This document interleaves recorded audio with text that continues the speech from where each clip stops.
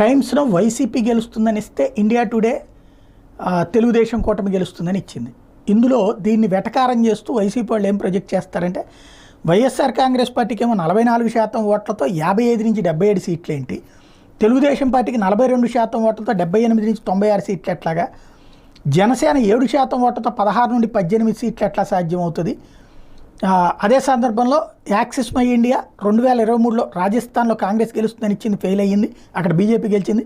ఛత్తీస్గఢ్లో కాంగ్రెస్ గెలుస్తుందని ఇచ్చింది, అక్కడ బీజేపీ గెలిచింది. మధ్యప్రదేశ్లో హంగ్ వస్తుందని చెప్పింది, బీజేపీ క్లీన్ స్వీప్ చేసింది.